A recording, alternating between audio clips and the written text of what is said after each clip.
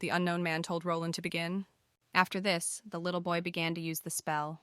The man thought that if he regularly gave him large doses of the magical power stimulant, the chances of success of the transformation experiment would increase. At that moment, the man asked Melissa to pass the bottle to Holland. He said it was a potion, so it wouldn't taste good, and the guy should suck it up and drink it. The main character understood that the bottle contained a stimulator of magical power. She wondered since when Renka started giving it to Roland. According to the plot, if he continues to take it, then from that day on, inhuman blood will flow through Roland's veins, and the dark blue liquid that replaced it will be a stimulant of magical power. The main character realized that that very day had come. She realized that if this was really the case, then something irreparable would soon happen. At that moment, Karina rushed towards the boy, trying to knock the bottle out of his hands. After that, she fell and broke, frightening the children. It was at this moment that the man turned to the main character and asked what it was. Karina apologized, but Renka told her that if she interrupted his experiment like that again, he would cut off her arm or leg. He asked if she understood him. The main character said yes and apologized. Renka said that he was completely useless and that they would finish for today, after some time in the children's room. Melissa asked the main character what if she was punished because of them. But the main character told the children not to worry and that everything would be fine. She asked if they were okay and if they were hurt. The children simultaneously said that everything was fine. Karina stroked their heads and said that then she was Radha. Karina said that now they should rest a little. After that, she said that she was leaving. But at that moment, Roland stopped her and asked her to stay with them a little longer. But at that moment, he let the girl go and said that it didn't matter. He said that he knew that she was busy and they shouldn't bother her. Karina realized that Roland had addressed her for the first time. She realized that he was probably really scared of what had happened. She realized that this could not happen anymore. At this moment, the main character began to leave and told the children to wait for her a little. Knowing that Renka was giving the boy a stimulant, the main character could not allow this to continue. She understood that she had to somehow take the children away. She didn't think they belonged in this hell. She didn't think the little ones should suffer anymore. In the story she ended up in, the main character is Roland and his sister Melissa. They are the children of Renka's younger sister. They were sent to an orphanage after her death. After some time, Renka took his nephew to live with him. He did this because Roland and Melissa have magical gifts, especially Roland. Unfortunately for him, he was born with an extraordinary talent. Having got this boy, Renka was filled with great ambitions to gain power over the world. For this purpose, he decided to make Roland Archmage. But he resisted this, and then Renka began to punish Melissa for his mistakes. These punishments were monstrously cruel. The poor girl died only a few years later. Roland was not even given time to mourn his sister, because his training in magic was not going to end. Years later, he became the most powerful archmage of his time, so strong that he once single-handedly prevented a catastrophe that threatened to destroy the entire empire. Having gained such strength, Roland laid together and soon dealt cruelly with Renki. But even after killing his uncle, he did not stop blaming himself for the death of the fox. His life was forever poisoned by endless pain and despair. This is the story told in the book that the main character read in her past life. As she read the page, she could only think of one thing as she immersed herself in the plot. The main character did not understand whether these poor children deserved such a fate. She thought that if only someone cared about Roland and Melissa, their fate would not be so terrible. When the main character was unexpectedly reborn in this story, she had already forgotten most of it. However, this is not surprising. After all, this was just one of the many fantasy books that stood on her bookshelf. But Karina thought that it didn't matter after seeing the smiles of these children. Hearing them calling her, she suddenly clearly realized that she appeared in this world to make them happy.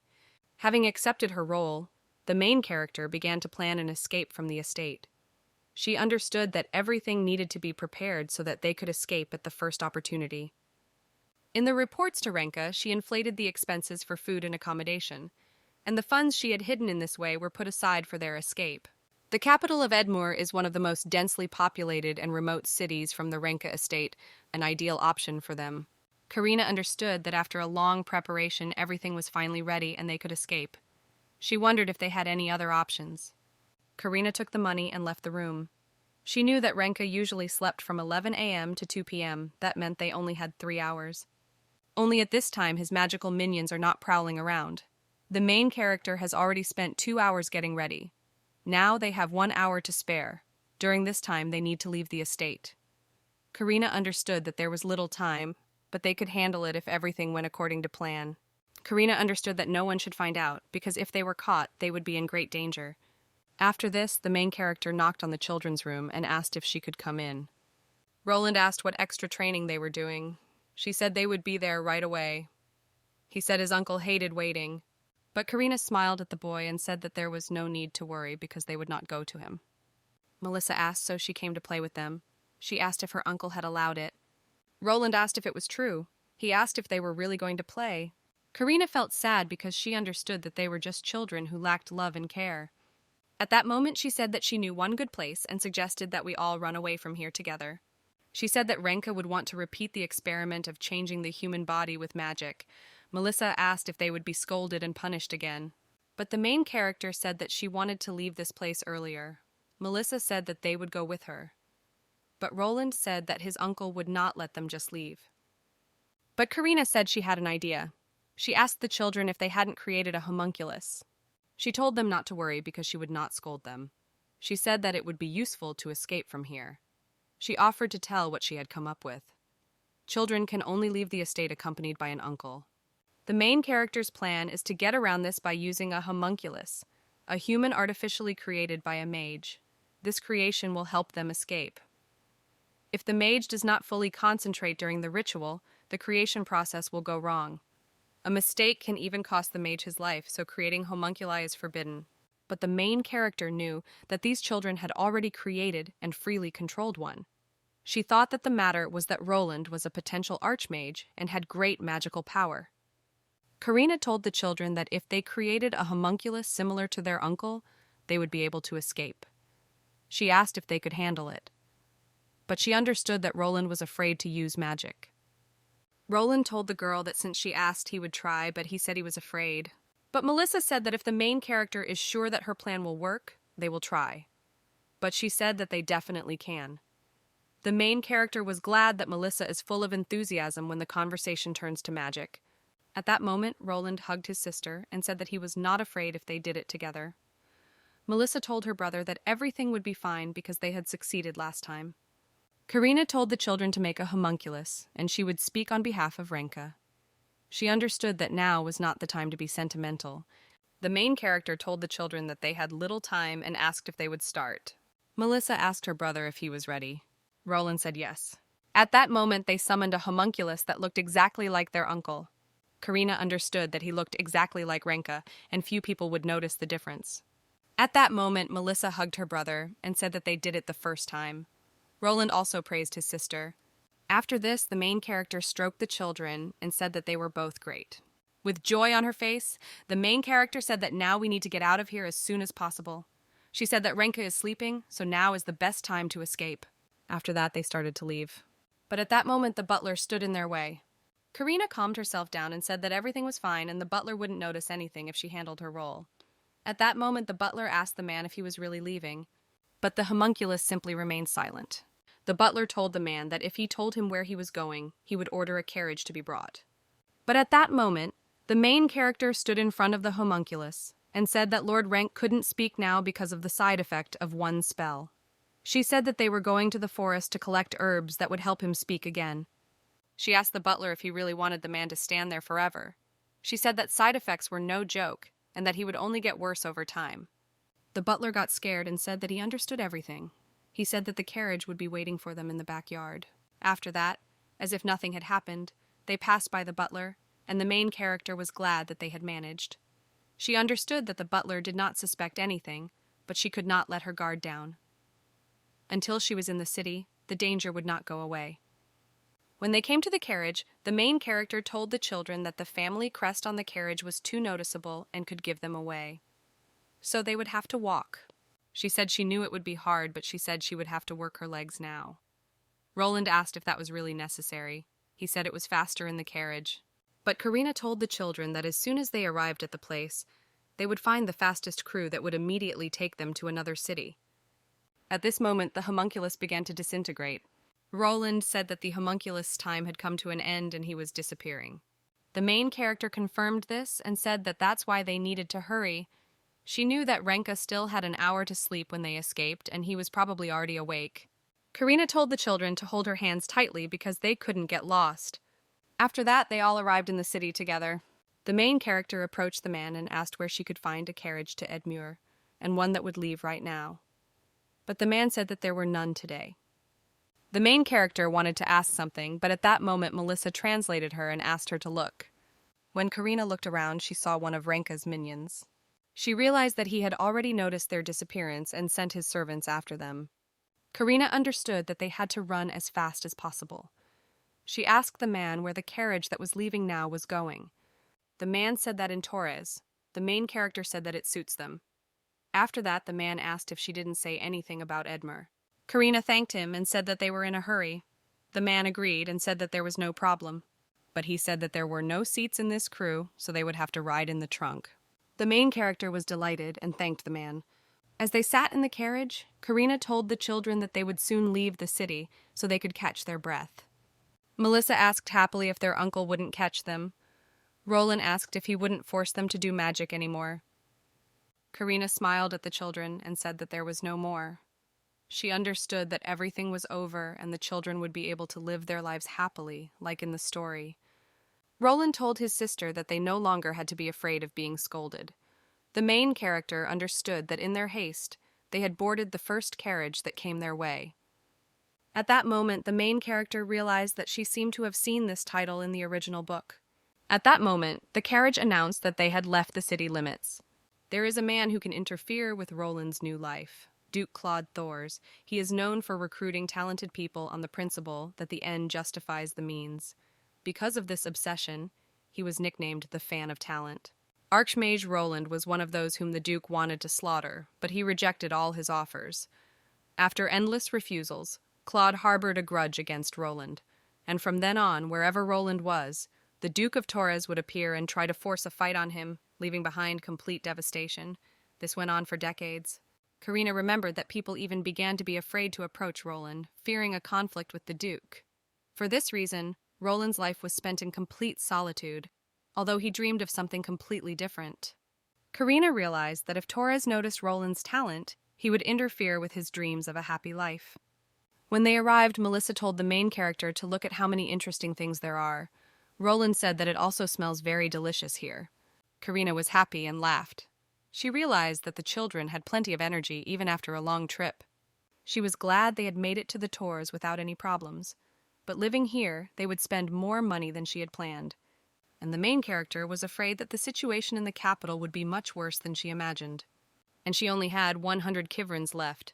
She understood that if they went to Edmure, they would have to live on the street. In the story, the first meeting of Duke Thoros and Roland took place much later than that day.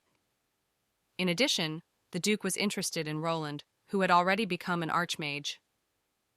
The main character thought that he had no need for an 8-year-old boy. Karina decided that she needed to find a job and save money to move to Edmure. She believed that she had no other options. At this point, the main character sat down and told the children that she thought they should stay there for a while. Roland asked if they weren't going to Edmure, but the main character patted the children on the head and said that she was afraid that no.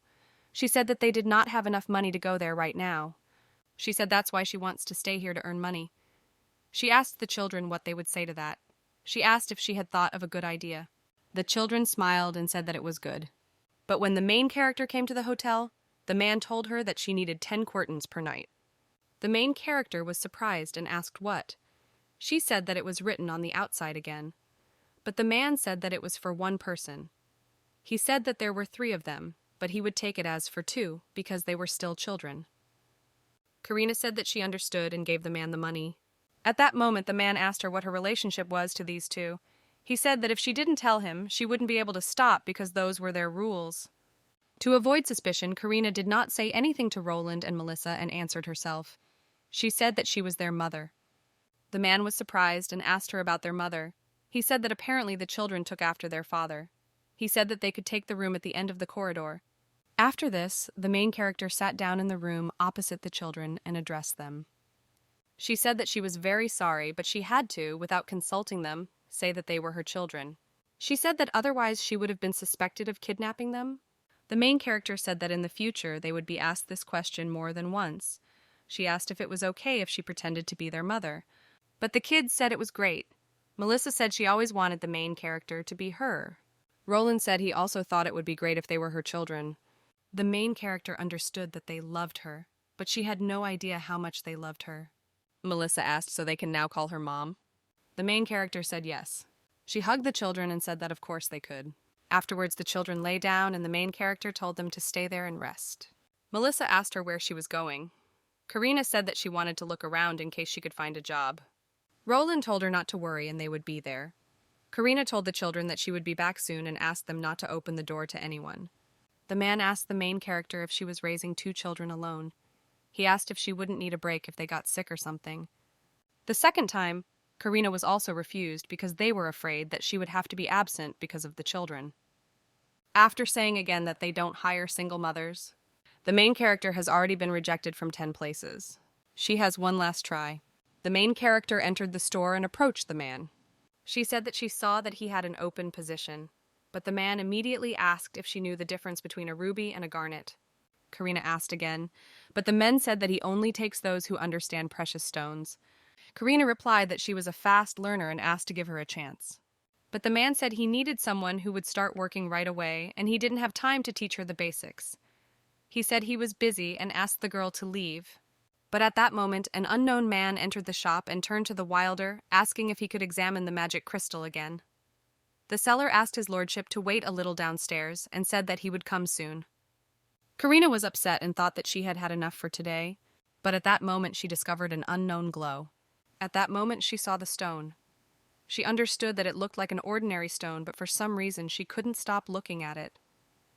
At this point, the seller asked the main character what she was doing and told her to move away. Karina understood that some invisible force was making her hand reach for this stone. At that moment, the seller shouted what the hell she was doing. At that moment, the main character took a stone in her hand. After that, she felt very hot. Her whole body felt like it was on fire. At that moment, the guy who had recently entered the store took the main character by the hand. After some time, Karina woke up not understanding what was happening. Suddenly, she felt very cold. She did not understand whether she had been doused with cold water. But at that moment, the guy asked her if she was okay. Karina was embarrassed because she didn't understand who this person was and why he was holding her in his arms. She stood up abruptly and pushed the guy. The salesman approached him and asked if he was okay. The guy told the main character that he saved her and how she responded. He said that it was rude. Karina looked down and apologized. She didn't understand what was going on here. She assumed that this stone was needed to blow something up. At that moment, the guy said that if he hadn't intervened, the girl would already be dead. He said that her body would have been completely destroyed by the explosion. He said that, of course, along with this store. The guy asked the seller if he had gone crazy. He asked why he left such a dangerous stone unattended. But Wilder said that he had previously told this lady to leave. But the guy asked the seller if he could hear him at all. At this moment, the main character wondered what he had just said. At this point, the guy said that he completely forgot to introduce himself. He is the Duke of Torres. He asked who she was. This meeting changed Karina's fate forever. The main character introduced herself to the Duke. Torres was surprised and said that he was hearing her name for the first time. But the main character said that she had only recently moved here. She understood what the Duke was doing in a simple jeweler's shop. According to the story, after Roland came of age, Duke Torres became the source of all his troubles. Commoners avoided Roland because of his constant confrontation with the Duke, and nobles saw him as only an archmage and tried to kill him at any cost. Torres's recognition of this man's talent only fueled the general interest in him. Even the highest mages fought each other to gain such a valuable ally. And all this prevented the beginning of the life that Roland dreamed of. He wanted the most ordinary life next to his loved ones. The main character thought that if these two ever met, everything would happen again. So she thought that she should stay away from anything that was somehow connected with the talent fan. She thought that she should leave right now. Karina bowed her head to the Duke and thanked him for saving her, but she said that it was time for her to leave. But at that moment, Torres stopped her and said that he accidentally overheard her and Artem talking. He asked if she needed a job. Karina said yes, but she said the salesman said he was looking for someone who knew all about gemstones. She apologized but said she had to go. But at that moment, Wilder stopped the girl and said that she had said that she needed a job because she had 2 children. He said he would pay her enough to support herself and them. The Duke thought that it seemed like something like that had been mentioned. The seller told the main character that he would pay her 900 kivrins. He said that she would receive 900 kivrins every month. He said that she would not find a place in this city that would offer more. Karina understood that for 3 people this was more than enough to get by without. But at that moment she wondered what if the Duke was in that shop? What if Roland ran into him anyway? The main character thought that it would be better to look for another place, even if it took more time. Karina thanked the man for the offer but said she had to decline. She said she didn't think she was right for the job. Wilder asked the girl to stay, but she just left. After that, the children had dinner at home. Melissa said she was full, but at that moment her stomach started growling. She became embarrassed and said that it was strange because she had eaten a lot, but her stomach was still teaching her. At this point, Melissa started to leave and said that it was time for her to brush her teeth. She started to drag Roland along with her and told him to go faster. Karina realized that Melissa knew that they didn't have enough and didn't want to burden her by hiding that she wasn't full. Karina understood that at this rate they would soon start to starve. The main character understood that 900 a month would definitely be enough to eat to her heart's content, and even to cover the costs of moving to the capital. But the main character decided that she would always keep the children away from the jewelry store. She understood that she would have to be very careful until they left. The next day, the main character told the children that she forgot to buy groceries yesterday, so she had to go away again for a short while. The children agreed and asked her to bring something tasty. Karina thought that she would work for the old man for some time and nothing would happen if she was careful. She thought that Roland would never meet the Duke. At this moment, the main character entered the store where the Duke and Wilder were waiting for her. The main character thanked the Duke again for saving her yesterday. She didn't understand why she was here again. But Toros told the girl that it was enough to thank him. But he said that once was enough. He asked what made her come back. Wilder didn't understand whether she had changed her mind. Karina wasn't sure and asked if their offer was still on. Wilder said, of course. The main character asked if he would really pay her 900 kivrins a month. Wilder said, of course, but he asked if she decided to stay. He asked if she would sit down and they would sign the contract. At this point, the main character said that she had 2 conditions. She asked to first explain what happened yesterday. She asked if the stone she touched yesterday was charged with magic. She said that if there was a chance that something like this would happen again, she would not work here. She said that if she gets hurt or dies, there will be no one to take care of her children. That's why she is worried about yesterday's incident. The main character asked if they could tell what exactly happened and why. But at that moment, the Duke said that it was not the girl's fault, but Wilder's. He said that there was no point in throwing dangerous objects around. Karina asked the Duke what he meant. Wilder said the Duke was right. He said that he had acted without thinking, and by leaving the stone in an easily accessible place, he said that he simply did not expect that a person capable of activating the stone would appear nearby. Karina asked why he reacted to her like that. The Duke said that there was only one possible explanation. The girl had magical potential. He said that yesterday she had been close to the stone and had caused the explosion. He said that such a reaction occurs in 3 cases. First, the newbie uses a strong spell that he doesn't have the strength to cast and loses control. Second, the mage ignores the restrictions associated with magic, which entails consequences. And the third, when the magician fails to control the crystal that has gone out of control. The Duke told the main character that the last incident was about her. He said that apparently the stone could not withstand the prolonged impact of her energy. But the main character said that she didn't use magic yesterday. But she didn't just say yesterday. She said that she'd never been interested in it at all. The Duke said that was obvious. He said that was why he said potential. He said that it's not enough to be born with a magical gift. You also need to constantly train to develop it.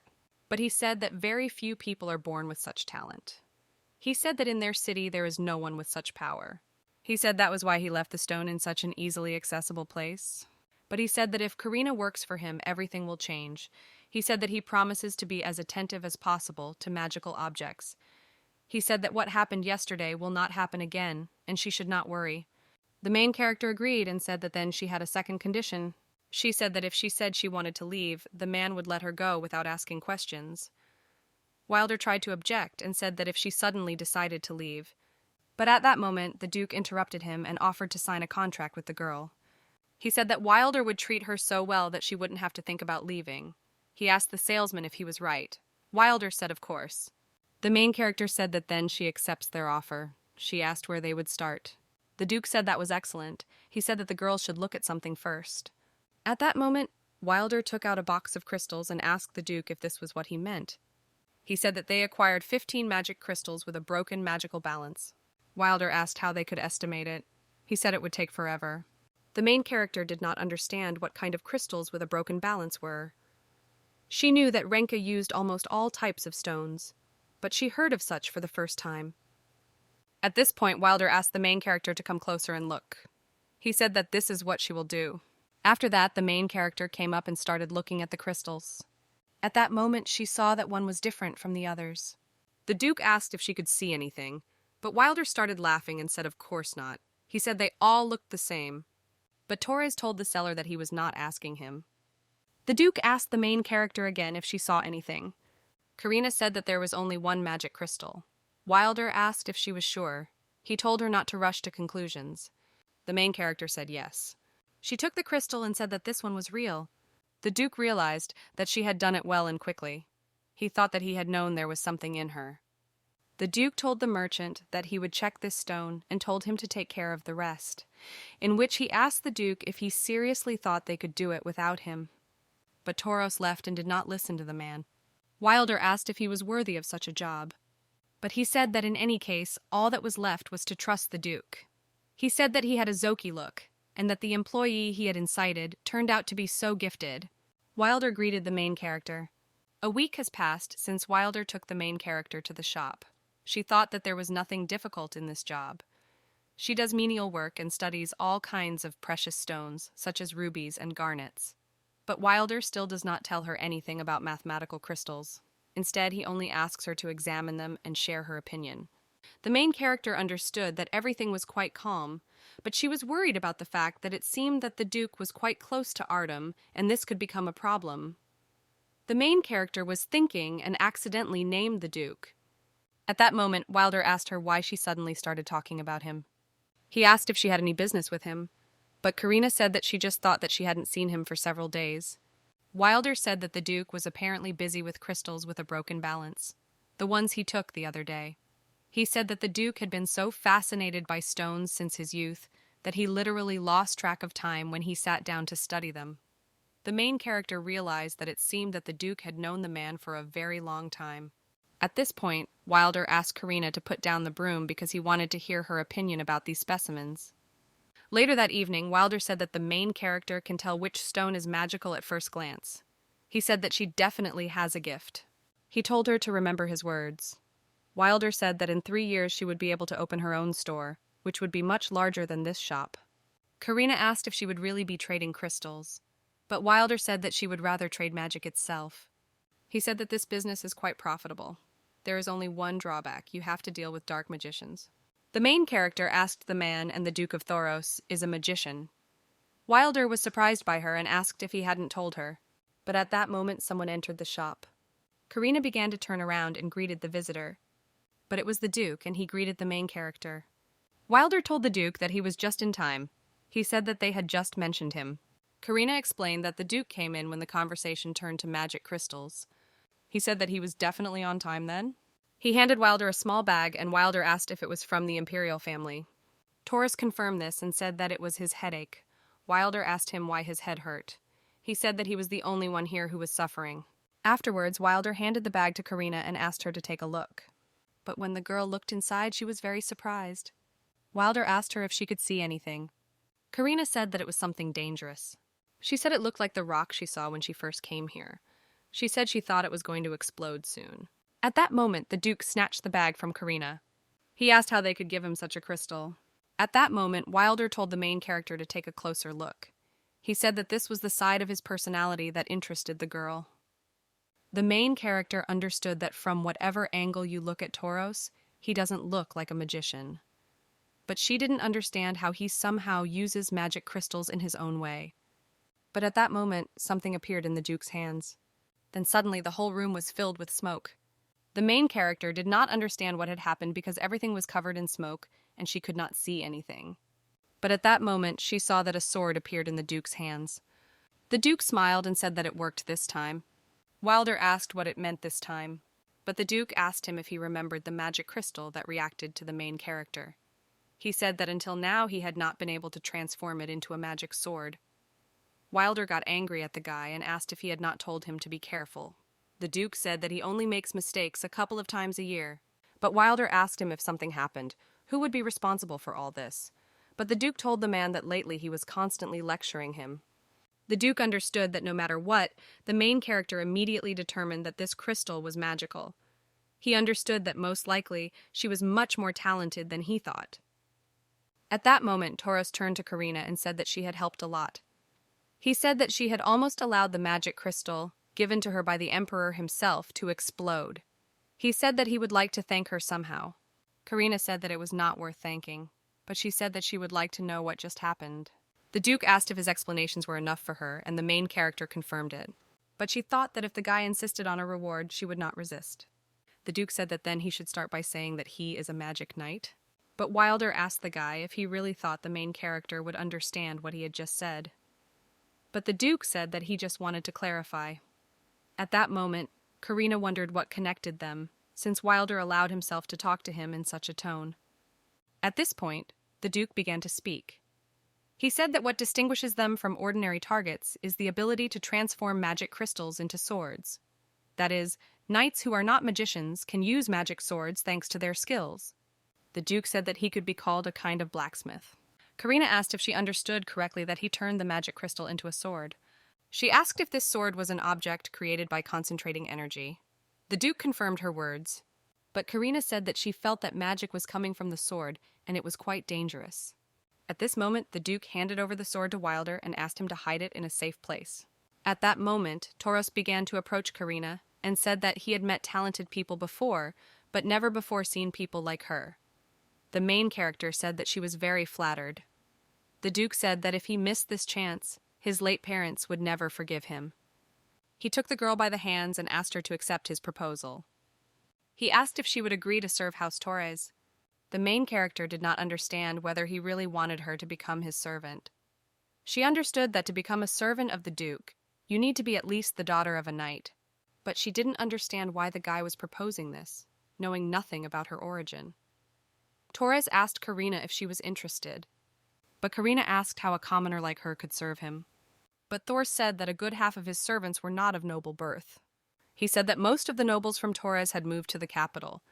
He said that they considered this place a province, where one could only rest from the hustle and bustle. The Duke suggested taking Wilder as an example. He said that he was not even a knight, but had become a subject of the House of Torres. The Duke said that he had helped his parents for many years and had known him since childhood. The Duke asked the girl what she would say. He said that now she had no reason to reject her offer. But the main character said that she has children that she needs to take care of. But the Duke said that if she worked for him, it would only be better for them. He said that he would pay her more than she was getting now. But Karina said that the Duke's servants have many duties. The Duke replied that perhaps so. Karina realized that then she would not be able to spend enough time with Roland and Melissa. She understood that this should not happen. At this moment, the main character bowed her head and told the Duke that she thanked him for the trust he had placed in her, but she was forced to refuse. The Duke asked if he could find out the reason. Karina said that she could not swear allegiance to him. The Duke asked if the reason was again her children. The main character confirmed this. She said that she could not spend the time she should spend with them on work. Torres smiled and said that he was glad to know that this was the only reason. The main character was surprised and asked what he was talking about, but the Duke said that he had the impression that she did not want to see him. The main character was surprised and asked how he could think such a thing. She realized that he had caught on that she was nervous when he was around. The Duke laughed and said he was joking. He asked the girl if her children were doing well. Karina said yes and thought that the guy is very handsome when he smiles. The Duke asked if they went to school. The main character wanted to say yes, but at that moment she realized the question. At this point, Wilder told the Duke that the main character had lived away from the big cities all her time, and she knew very little about how things worked in the Tors. The Duke asked, "But even if you live in a village, aren't you supposed to send your children to school?" Well, Wilder said that in many regions it is not necessary to do this. Artem told the main character that in Torres there is an institution called schools. He said that they are for children whose families cannot afford private tutors. The main character realized that this was the same system that was in her past life. She also asked what the children were studying. The Duke said that they study numeracy and writing there. Karina was surprised and asked, and that was all. The Duke was also surprised and asked that little. He asked if they needed to know anything else. Karina asked if they weren't learning complex calculations and formulas, and she reminded them that they had covered a lot of that in class in her past life. But at that moment, Wilder laughed and told the girl that her parents would be unhappy if they taught such useless things in school. He said that it was useless when it came to making a living. At night, the main character was returning home. She understood that if the children go to school, they will be able to make friends among their peers, and this is quite good. But she knew that what mattered most was how Roland and Melissa would react to the idea. She thought she would have to ask them what they thought about it. For the first time in a long time, the main character was able to buy them cookies. She thought that they would drink tea with cookies and chat together. But when the main character entered the room, she was very scared. She asked what happened here. The room was a real mess, as if there was a tornado inside. At this moment, Karina began to call out to the children in fear. The main character did not understand where they were. She thought that they could have been kidnapped by those who had wrecked the room.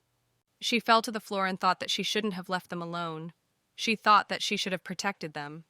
Karina understood that only one person could do this. Renka.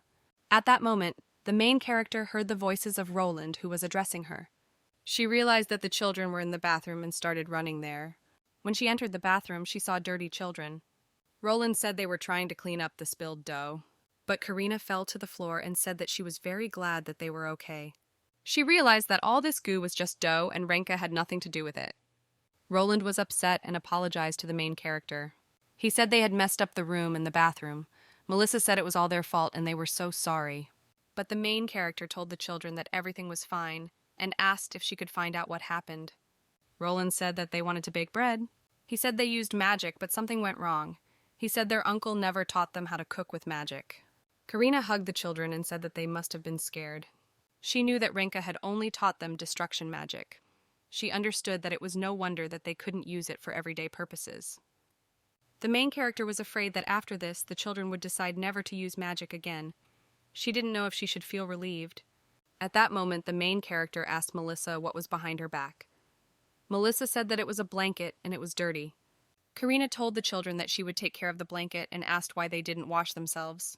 After that, the main character cleaned the whole room. She remembered those days when Renka went to clean the laboratory. It was very difficult for her to wipe off the entrails of various creatures that had stuck to the walls. These memories even made her shudder. At that moment, the children came out of the bath and Roland said that they were finished. He offered to help her clean up. At this point, the main character laughed and asked if they were going to bake bread with their hair. She suggested that they wash their hair. After some time, the main character had already completely finished cleaning and decided to take a rest. Karina was very tired because she hadn't had to work so much for a long time. Roland was upset and asked her if she was tired because of them. Melissa said they wanted to help her with the cooking. Roland said they wanted to please her, but nothing came of it. He asked if she would no longer be their mother. Karina asked Roland if she had misheard. Roland said that they didn't want her to get tired because of them again. He said that they wanted her to be happy and smile every day. But the main character told the children not to worry. She said that she can smile every day precisely because she has them. She said that she smiled quite a lot since she endured their uncle's training. Roland asked if she had also studied with her uncle, but the main character said no. She said that Renka didn't teach her like them. She said that he knew her Dari but was against her developing it. Karina understood what could be said. It was his attitude that aroused her curiosity and desire to study magic. Karina said that she simply has a lot of experience in cleaning. Therefore, the children cannot worry. No matter what kind of mess there is, she will quickly sort it out. Roland said that he still doesn't want her to feel bad. He said that they would not cause any more trouble and asked to forgive them. But at that moment, the main character told the children that they were wrong only in that they wanted to do everything alone, without having any cooking experience. Melissa then asked what they should have done. Karina said that if they had something in mind but couldn't do it, they could ask her for help. But Roland said that they didn't want to tire her out. But the main character said that nothing like that. She said that as long as she had them, she would always be full of strength. She asked because they wouldn't be shy about asking her for help. Roland said yes. Sometime later in the evening, the main character asked the children if they wanted to go to school. Roland asked what they would do there. The main character said that they were taught mathematics and writing there. Roland asked in surprise if they weren't going to study magic. Karina realized that the children had not studied anything except magic. She said that there would be no magic and that they would find many friends their age. The children were very happy and said that they wanted to go to school. A few days later, the main character remembered that today was the children's first day of school. She was interested in how it went. She understood that they should already be home and was worried that they could be bullied. But at that moment, she decided that she would go in and just ask them herself. The main character entered the room and Melissa was glad that she came. She said that it turns out that school is really fun. She said that the teacher also said that she reads well. Karina stroked the girl and said that she was proud of her. At this point, the main character asked Roland how he liked his first day at school. Roland said that he had fun too. Karina realized that the guy didn't have the same reaction as Melissa. She thought that he looked dejected. At that moment, the main character asked if something had happened. But the guy said that everything was fine. Karina thought that maybe he didn't want to talk about all this now. She said that she was very glad to hear this, but if he wanted to tell her something, he could talk to her at any time. Karina gave Roland tea with honey and asked him to try it. She told the guy to speak more quietly so as not to wake Melissa. At this moment, the main character asked the guy if he had made any new friends. Roland said that he has Melissa and he doesn't need friends. The main character realized that if she thought about it, they had never been apart before, except for those days when he couldn't handle the spell and she was punished instead of him. But from today on, her sister won't be around for hours. The main character couldn't even imagine how she was going through this. She understood that they should still be in different classes at school. Karina asked Roland if he was so upset that he didn't want to play with others. Roland said that he thought it would happen with Melissa, but he was told that it couldn't be done. The boy said that the teacher told him that they should not go to different classes because he writes and reads better. He said that if he had known that this would happen, he would have pretended that he did not know anything. But at that moment, Karina told him not to be upset because they were not together. Roland tried to object, saying that he had to protect Melissa. The main character thought that it was because Renka was bullying the girl. Roland said that he should stay by his sister's side until she grew up and became stronger. The main character asked if the guy was worried that his uncle would find them. Roland confirmed this with a nod of his head. Karina understood that this was not right. At that moment, she asked the guy what if they did the following. She said that he would help Melissa become stronger. She said that he could teach her magic. Roland asked if Karina thought Melissa would want to learn from him. But Karina said that if he was so worried, they could just ask her. She said that Melissa is sleeping now, so they will do it in the morning. But at that moment, Melissa stood up and asked if she could really learn magic. Karina asked if Melissa had heard everything, but Melissa said that it was wonderful. She said that if her teacher was Roland, then even better. She asked where they would start. And what did he give the main character's salary in? He said that it was a little more than he promised her. He said that she had just moved in with him, so she would need a lot of money. The main character was Radha and she thanked the man. She remembered that Renka always paid her poorly. At this point, Wilder told the girl that since she had been here, sales had increased, but he told her not to be aware.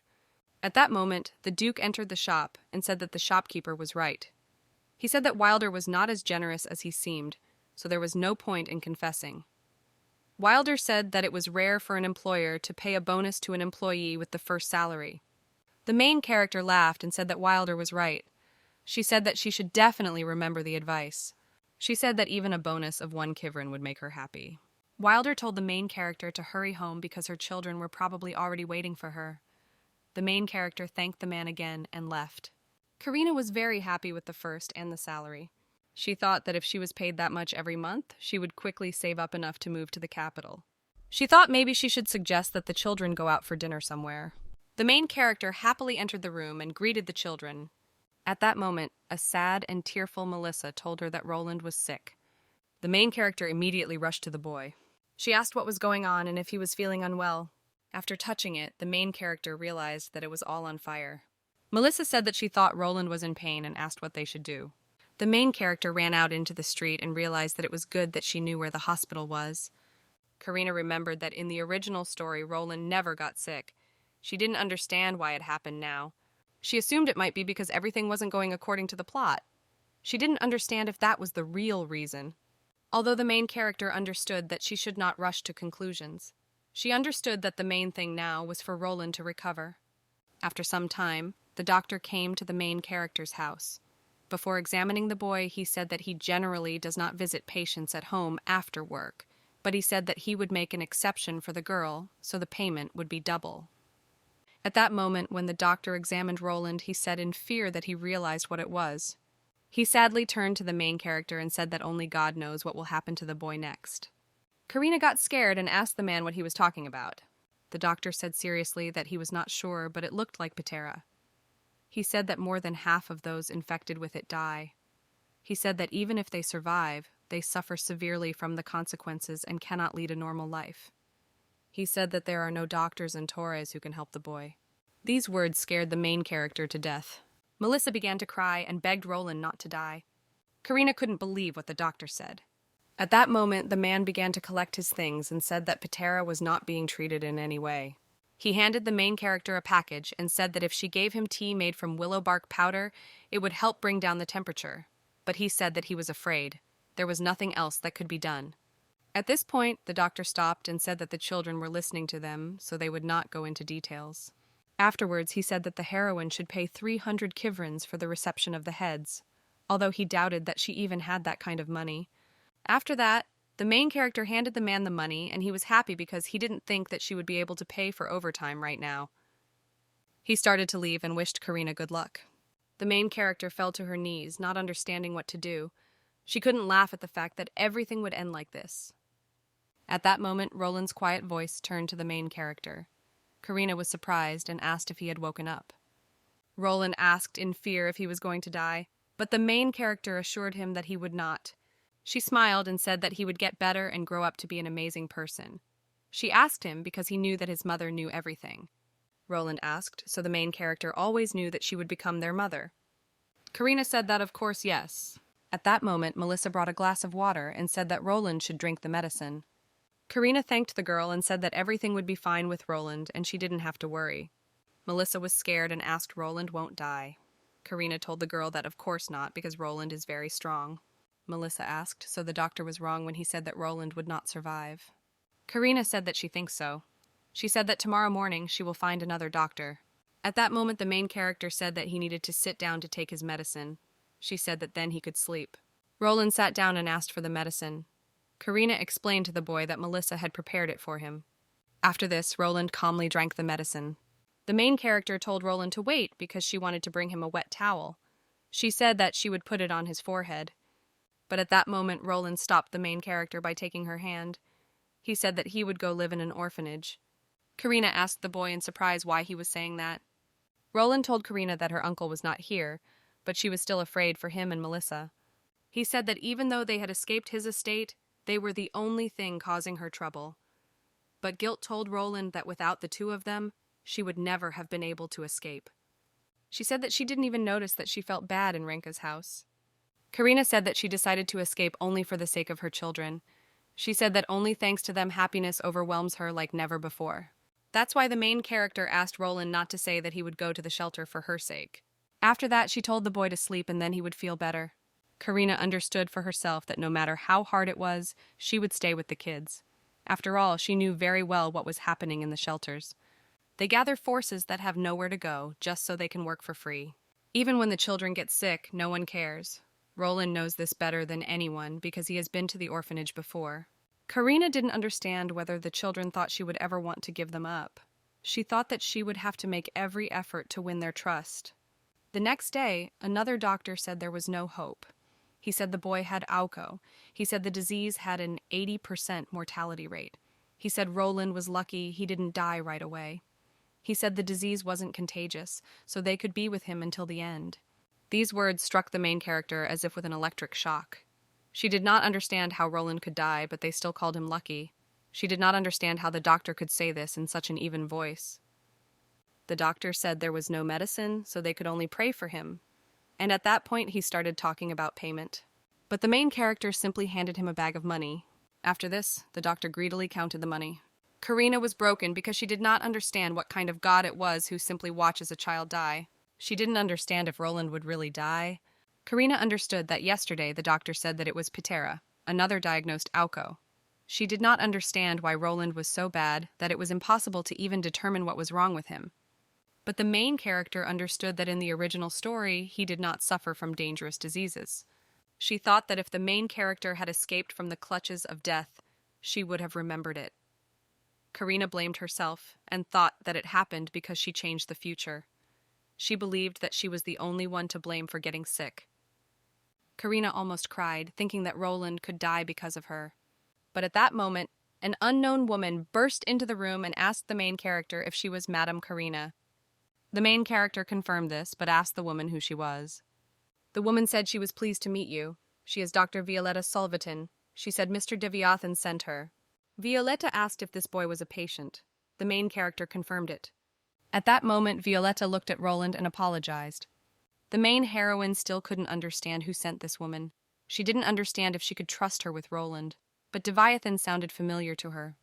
At this point, Violetta approached Roland and asked if there were any other symptoms besides the fever. The main character said that the boy complained of stomach pain. Violetta asked how many doctors came. Karina said that there were 3 of them. She said that one just looked and left. Violetta asked what they said and asked to tell everything. The main character said that the first suspected Peter, the second suggested Auko, and the third concluded that this unknown incurable disease. But at that moment, Violetta angrily said that these people were not worthy of being called doctors. She said that Roland had food poisoning. Karina was surprised and asked again. She asked how that was possible. She said that food poisoning cannot be incurable, but the doctors said something completely different.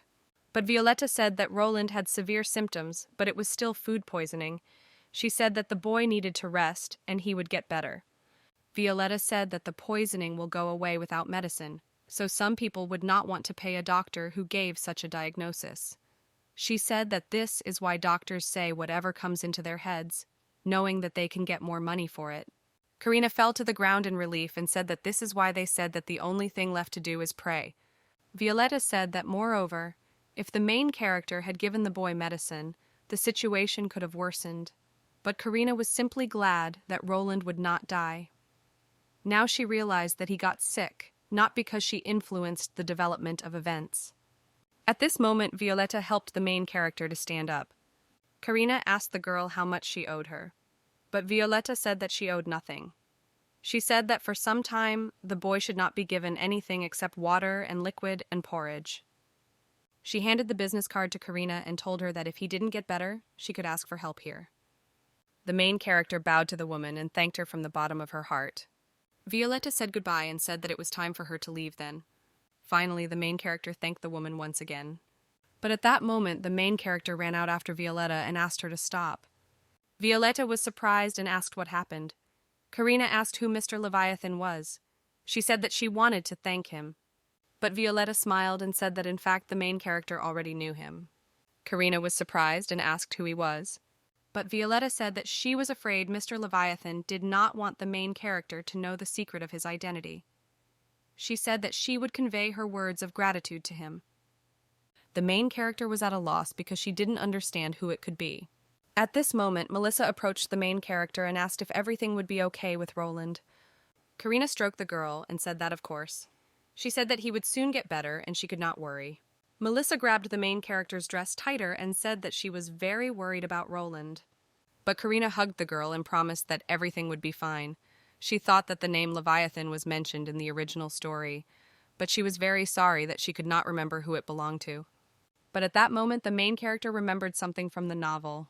Renka asked Roland if he really believed that he was his real uncle, and that he inherited the blood of the house of Renka. Renka that his sister married a commoner and died childless. Renka said that Roland and Melissa have nothing to do with him. Roland asked the man why he needed them then. He asked why it had to be him and Melissa. But Renka said that in the entire shelter, only they had magical potential. He said that the director sold them for a handful of pennies.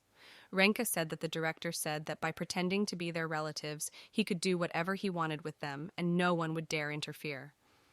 Roland realized that his uncle had deceived him. He told him that he did not want to kill him only because he considered him to be their mother's brother. But now Roland realized that it was all a lie. When Roland learned the truth, he became so desperate that he lost control of his magic and went mad. At that time, Roland had already reached the level of an archmage, so he had enough strength to destroy everything around him. After that day, no one called him archmage anymore. People called him killer of 1,000 people. The main character realized that it happened again. A forgotten fragment of history came to her mind. He describes the details of the event that tormented Roland until the end of his days. Karina decided that she would do everything to ensure that her children had a better life. After some time at work, Wilder told Karina that she looked happy.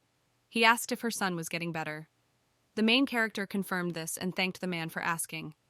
She said that she was very sorry that she couldn't work these few days. But Wilder said it was okay. He said it was okay to take a break when your kid was sick. He said she even came over that morning to tell him in person on such a crazy day. Karina told the man that she promised to work double time until closing. But Wilder said that was not enough and she would have to work overtime to make up for the missed time. The main character was confused and a little scared and asked again what. But Wilder laughed and said it was just a joke. At that moment, the main character remembered something and said that she had completely forgotten to thank the man for sending Dr. Violetta to her. But Wilder asked who she said he sent. The main character called the woman's name again and asked if it was really him who sent it. But Wilder said no. He said it wasn't from him and she would hardly listen to him even if he asked her. But Karina said that Violetta said that she was sent by someone she knows and she doesn't know anyone except him. Wilder asked if she really didn't say who exactly was her benefactor. But Karina said that Violetta called him Mr. Leviathan. I asked the main character if she was sure that she hadn't heard it. But Karina said that she was absolutely sure of it. She asked the man if he knew him. Wilder said that he was one of their clients and also asked about the reason for the absence of the main character of the shop. He said that she told him the reason for her absence. Karina realized that it was one of the clients. She said that now she understood why the name seemed familiar to her. Wilder awkwardly looked away and told her that it was okay to say that. Karina asked Wilder if he knew where Leviathan lived, because she would like to visit him personally and thank him. But Wilder smiled and said that he would definitely convey her gratitude to him. Wilder said that he would be pleased. Sometime later in the evening, the main character dressed the children. She asked Roland if he wanted to make a good impression on Mr. Leviathan. Roland said, of course. At this point, Melissa asked Karina who Mr. Leviathan was. Karina said with a smile that she had never seen him before, but she was sure that he was a very good person. She said he thought it would be too tiring for them to travel to him since he didn't live close by. So instead, he decided to visit them himself. Roland smiled and said that when the man arrived, he would thank him for his help. Karina praised the boy and said that the man would be glad to see him in good health. At that moment, there was a knock on the door. The main character said that it must be him. At that moment, she ran up to Tavere and greeted the man. But when she opened the door, she saw the Duke. Torres said that he knew it was not very polite, but he said that he wanted to come to her at least once. Karina realized that she couldn't keep the guest at the door and invited the Duke to come in. After that, she said that she was afraid that it was too modest for him here, but asked him to sit down. She said that she would bring tea. The main character could not believe that Duke Thoros was the same Mr. Leviathan. Karina was scared, because she didn't understand what would happen if the Duke recognized Roland's potential to become an archmage. At the same time, the children simply looked at the Duke in surprise. Torres saw it. At that moment, Melissa extended her hand to the man and said it was nice to meet him. She introduced herself and her brother. The Duke said it was nice to meet him too. At this point, Karina tried to tell the children that it was not Mr. Leviathan, but the Duke stopped her and said that it was him. The main character apologized and asked her what he meant. But the Duke explained that his full name was Claude Leviathan Thors. He said that Thoros is more like a title, and usually it is limited to Claude Leviathan. The main character asked so who sent the doctor was he. The Duke blamed that he thought the girl would refuse after learning the sender's name. He said that it was not disrespectful to her so that she would not think anything unnecessary. But she tried to calm the Duke down and said that everything was fine and there was absolutely nothing to worry about. The main character understood that she had to say that everything was fine even if it wasn't. She understood that she couldn't demand an explanation from the Duke as to why he lied. At this moment, an awkward atmosphere hung in the room.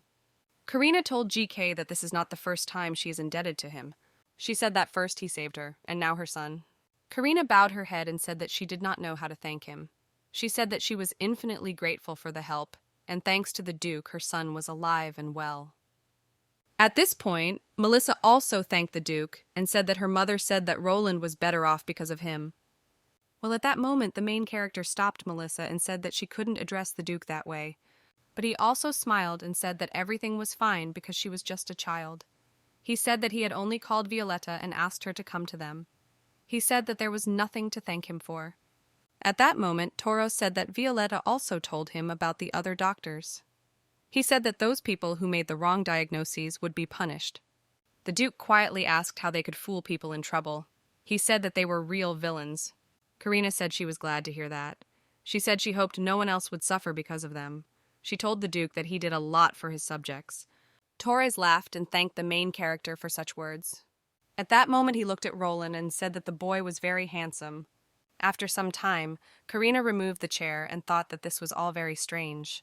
She did not understand why the Duke personally had to go all this way among the wretched inns of their courtyards. She understood why he had to sit with a commoner at this rough table. At that moment the main character accidentally said out loud that she didn't understand, and Roland asked what she didn't understand. Karina explained to the boy that she simply did not understand why the Duke was so kind to them. Roland asked if that was bad. Karina said of course not. The boy asked, so it's not wrong. But the main thing is that the heroine explained to Vaku that usually high-ranking nobles like the Duke do not care about commoners like them. She didn't understand whether the Duke had already realized that Roland was capable of becoming an archmage. She thought that it was stupid of this side to think that everything was fine, and since Roland was still little, she did not understand what would happen if the Duke suddenly found out how talented the boy was. Karina realized that this could not be allowed. At this point, Melissa told her mother that she thought it was because the Duke liked her. Karina was surprised and asked the girl what she was talking about, but Melissa said that Roland told her that the Duke was looking at her and smiling all the time. Melissa said that she thinks that the Duke really likes the main character. But Karina said that it was simply impossible. But Melissa said that every time she turned away, the Duke's eyes never left her. But Karina said that children should not tease her like that. But Melissa said she wasn't teasing. She said the Duke's gaze seemed glued to her. Karina asked if this was true. Roland confirmed this. He said that the Duke looked at the main character almost as if he was enchanted. He said that he swears that even if the main character turned away for just a moment, the Duke smiled at her. But Karina told the children that they couldn't just say that to her. Roland was surprised and asked why not. The main character explained that it was because Duke Thors occupied a very high position in society. She said that if anyone heard what they had just said, they would tell the city guards about everything and they would come for them.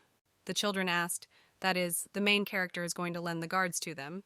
But the main character laughed and said that of course not. She asked how one could complain about such wonderful children. The main character said that Duke Thoros would marry a lady who would be as beautiful as a princess. But Melissa told Karina that she was also as beautiful as a princess. The main character took the girl in her arms and thanked her. But she said that Melissa was much more beautiful than her.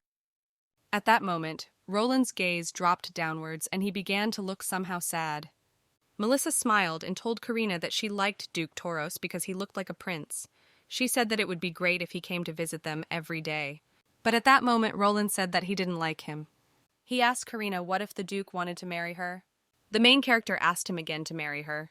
She asked Roland why he thought this. The boy said that the Duke liked Karina, and therefore he might want to take her as his wife to live together. The main character hugged the boy and said that this would never happen. The main character did not understand how the children saw this and thought that it was very cute. Roland said that Karina is very beautiful and they can't do anything about the fact that people like her. But he said that the way they live, just the three of them, he doesn't want that to change. The main character told the boy that she also liked how the three of them lived. So she asked him not to worry. Roland asked if it was true or if she was telling the truth. He asked if that meant they would continue to live like that. Karina said that of course he doesn't have to worry either. After that, the children started getting ready for bed. Karina understood that the children were already in bed, so she should get ready for bed too. At that moment, she saw her reflection and was horrified by how terrible her hair looked. She thought that the Duke was probably smiling because he was laughing at her. Karina knew she was dressed neatly, but her hair was so zero and it must have looked awkward. At that moment, Karina approached the children and asked why they didn't tell her that she had a mess on her head. But they were surprised, and Roland asked what was wrong with her hair. The main character said that it was tangled and dirty. But Melissa asked her why she thought that.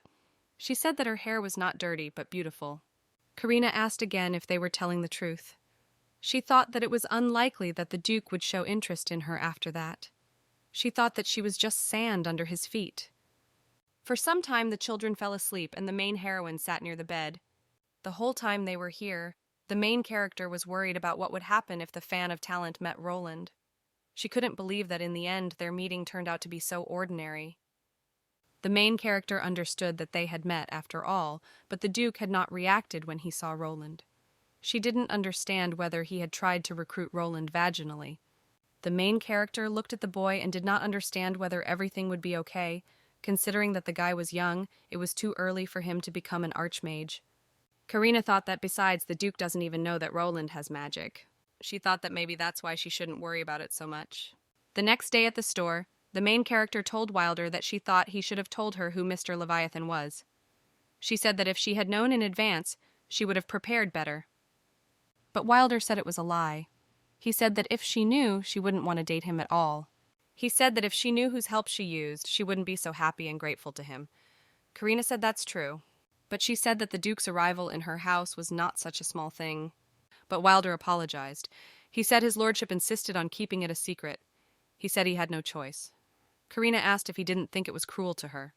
But Wilder suggested ending it there. He asked the main character to come to him because now she would learn something new. The main character asked what exactly. Wilder asked her what she thought exactly. He said he was waiting for her suggestions.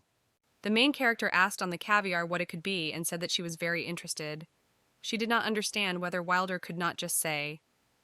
Wilder explained that as the girl knows, they have been getting more and more young customers lately. He said that their products have not been of interest since the main character started working here. But she explained that they tend to accessories, not gems. And since they are about the same age, Wilder thought that the main character could develop herself in this direction and serve these clients. He said that she grasped the idea quickly, so he suggested that she try it. He told Karina to come over and see which one was better. The main character began to look closely and thought. After a while, she asked if they were different. She said that to her they looked the same. Wilder was surprised and asked the girl to look more closely. He pointed to one brooch and asked if it wasn't obvious that this one was better. Wilder said that the main heroine thought about who would want a larva. But the main thing is that the heroine said that she doesn't think that anyone would want a doll. But Wilder said it didn't matter. He said he wasn't asking about their beauty. He said his question was actually about understanding the basics of magical theory. Karina asked if the man really wanted to say that accessories are not just for looking pretty. Art said that was absolutely true. He suggested that the girl first think about what meaning the doll carries. At that moment, he himself said that often it symbolizes growth, transformation, breakthrough, and evolution. He asked what connects all this. He said it was magic. Wilder said that the doll looks lifeless from the outside, but inside, it is tirelessly preparing for the next phase. And when the time comes, the cocoon is born and a beautiful butterfly is born that can fly. Wilder explained that the same thing happens to mages. He said that their training is hard and tiring, but seemingly useless. He said that sometimes they feel like nothing is working, but when they go through this process and get there, they become outstanding mages. Wilder said that there is no way to cheat here. He said that it is very dangerous to develop magic only from the practical side and ignore the theory. He said that a person's inability to control his own power can lead to a catastrophe. He said that magic spells without any foundation are nothing more than a sandcastle that will easily fall apart in the rain. Wilder explained that it is important for a jewelry merchant to know at least magical theory, so he will teach the main character. The main character realized that if she were to learn the magical art of Wilder, she would then be able to teach the same to children. She thanked the man and said that she would learn from everyone. In the evening after work at the main character's home, Roland said he thought the butterfly leaving the chrysalis was better. Karina thought she knew it. She thought Roland was born to be a magician. She praised the guy and said that he did a good job. Roland asked if that was the right answer. The main character explained to the children that Wilder had told them what the doll symbolized. After some time, when she had told everything, she asked the children if they understood it. Roland was delighted and said of course. Melissa yawned because she was bored. At that moment, the main character asked the girl if she was bored. She suggested doing something else. But Melissa abruptly refused. She said that she just wanted to learn something more interesting. She said that, for example, she wants to learn some cool and powerful magic spells, the kind that make a lot of noise and light after.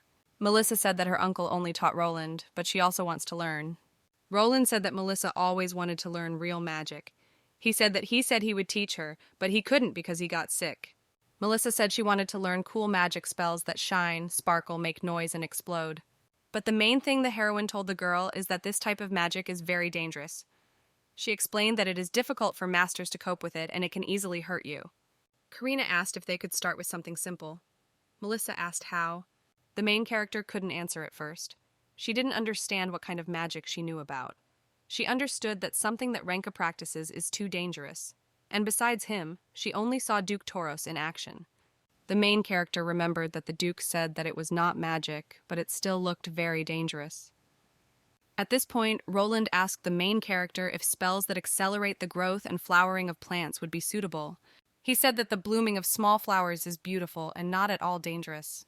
At that moment, the main character thought that Roland looked excited when he talked about magic. Roland said that it is quite safe to use life-enhancing magic on plants because they are as mad as animals and monsters. Karina realized that if magic wasn't dangerous, Roland liked it even more. But Melissa, with a displeased expression on her face, said that it was too boring. The main character asked the girl if she knew the reason why she was against dangerous magic. Melissa said yes. She said that the main character didn't want them to get hurt. Karina said that was true. She said that they didn't need any pain or injuries. Melissa smiled and said that she was a good girl, so she would listen to her mother. After some time, Roland brought some faded dandelions. He said that they would try to restore their blooming appearance. Melissa took the dandelion and said that it was very cute and round. After that, they gave the main character a dandelion. Karina asked if she really needed one too. Roland was confused and asked if it would be weird if he taught her magic too. He apologized and said that the main character just said that she hadn't studied magic before. But the main heroine stroked the boy on the head and thanked him for worrying about her. Renka had never taught his magic to the main character before, although she had always wanted to learn magic. But now that Roland was teaching her something Renka had never let her near, the main character was curious about how he would like it. Roland said that first he demonstrates how it is done. He began to read the spell. Roland said they focused on the dandelion and imagined what it looked like when it was in bloom. After that, Melissa also began to read the spell. Afterwards, she was very happy because she succeeded. The main character was surprised that Melissa did it on the first try. At that moment, Roland asked her if she was nervous. He told his mother not to worry and that everything would be fine. The main character smiled at the children and thanked them for supporting her.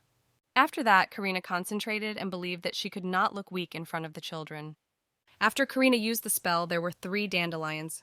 The main character was very happy because she succeeded. Melissa was also happy and said that Karina succeeded on her first try. Roland was also surprised because there were more flowers. But the main character said that it was strange that there were 3 flowers on one stem. She asked if they didn't look a little strange, but Roland said that he thought they were beautiful. The main character asked him again if he really didn't think so. She said that these were the first flowers they had made with magic and suggested putting them in a vase. The children agreed and said that then they could admire them every day. After that, the main character put the flowers in a vase and asked how about putting them on the table. The children agreed, said that this was a great place for a vase, and they were satisfied that the flowers would last a long time. Karina couldn't believe that she had done what Renka had always forbidden her to do. At that moment, she felt liberated. At this point, Roland asked the main character when they would eat. Melissa said that she was hungry too. Karina realized that it was already lunchtime and asked the children what they would like. At the same time, the children said they would like a baguette with ham. Karina asked what they would say to a ham and cheese sandwich then. And also salad? The children were very upset because they didn't like the salad. But the main thing the heroine said was that they shouldn't be so picky. She said that in the meantime, she would make a salad and the children should wash their hands. Well, when the main character was an apple, something started to happen. The main character didn't notice anything but heard a strange sound. She thought it was an explosion and shouted at the children to run. The main character believed that it was Renka because he was the only one who could attack them. After this, the main character ran to the children who were surprised and told her to look at something. But the main character hid the children in front of her and thought that the explosion was like a bomb exploded in the room. She did not understand what it was. It was at this moment that Karina asked the children if they were okay. She began to examine them and asked if they were in any pain. But at that moment, Roland told the main character to look back. He said it was just a tree. Karina agreed and told her that it looked like an apple tree. Roland asked the main character if she was really that scared. But Karina denied everything and said that she was just a little surprised. At that moment, the main character turned to Roland and said that if it was about the yak, then only she touched it, which means it was all because of her. Roland said that he had never seen anything like it, and his uncle never talked about it. At that moment, Melissa asked her brother if this could be the effects of the magic they used. The main character was surprised and thought that this couldn't be. She didn't understand whether it was really true that they were working with dandelions. Roland told the main character that Melissa was right. He said that it could all be about residual magic. The main character thought that it turns out she can't control her abilities. She didn't understand if that was why Renka didn't allow her to study and kept her away from everything magical. Karina realized that if she thought about it, he only practiced dangerous, destructive spells, and perhaps he was afraid that she could harm him due to poor control. But the main thing the heroine understood was that now it was more important to understand how long the effect of the spell would last. At that moment, Melissa asked the main character if she wanted them to remove the tree. Karina told the children that of course not, because she could handle it herself. But before the main character touched the tree again, the children told her that if she touched it, it could grow even bigger. Karina was upset and realized that this was really true. But she agreed with the children and said that they would do it for her, but only today. But in return, the children asked that they not eat the salad today, because it could grow really big. The next morning, the main character was already approaching the shop where she worked. She thought that children, being children, were not delighted when she allowed them to do without salad. Enough moment, the heroine noticed an unknown parcel at the entrance to the shop and thought that it was a parcel for Wilder. She didn't understand whether she should open it, but she thought it would be better to wait until he went himself. The main character put the box on the counter and thought that she would leave it there. At that moment, someone came into the shop. Wilder said that the main character is early as always. It was at this moment that he noticed the box and asked what it was. Karina explained that the man had received a package.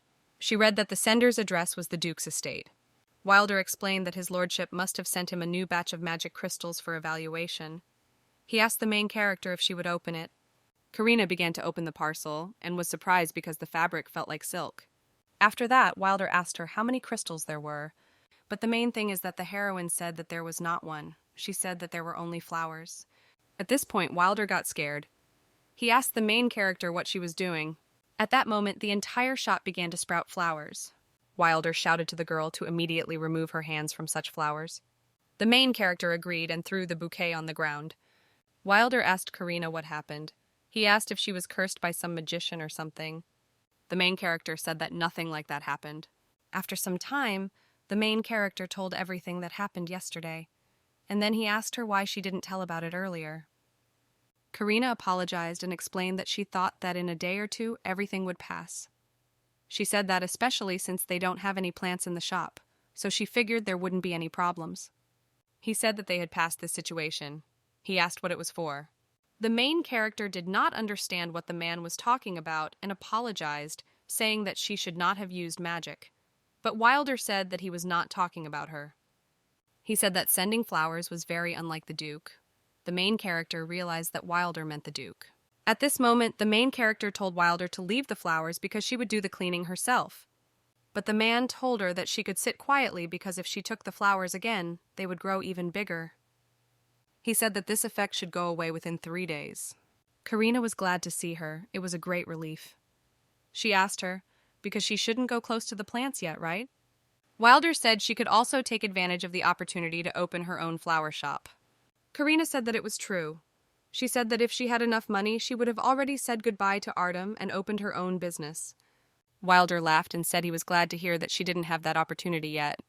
At that moment, the main character asked the man if he had any guesses as to why this happened to her. Wilder said that a long time ago, he read about this phenomenon in a book on the theory of magic. He said that if what was written there was true, then the main character should not use magic for the rest of her days. Karina asked why.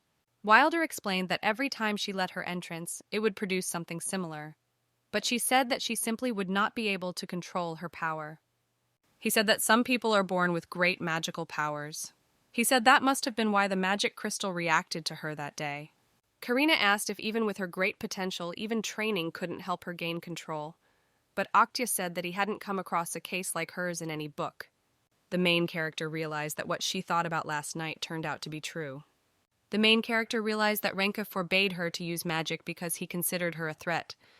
Wilder told the girl not to be upset because she still had her abilities. Karina was upset and asked what the point was, since she couldn't use them anyway.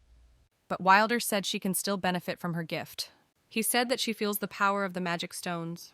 Wilder explained that it takes years of training and practice to learn to tell whether the raw materials you've been given are good or bad.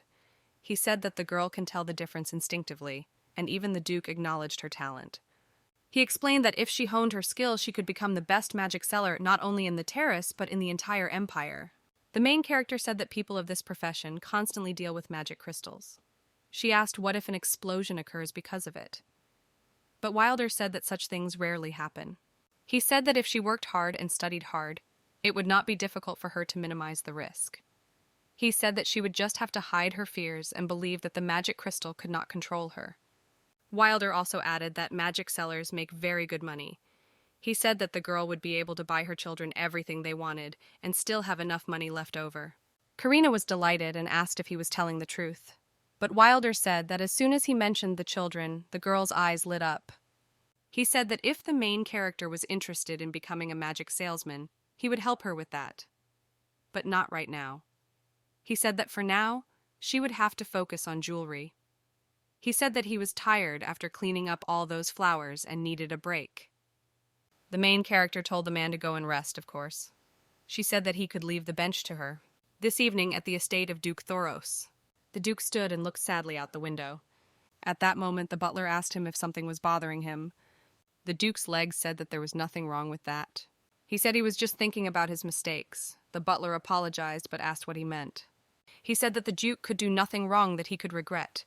This man's name is Lord Chichester. He is the chamberlain of this house. At this moment, he thanked the man but said that he was afraid that he was still to blame. She said she couldn't believe he proposed to Verley so many times. But he thought that it was expected. But he did not expect that the main character would refuse so categorically. So he sent her a formal invitation with flowers from his garden, but she completely ignored it.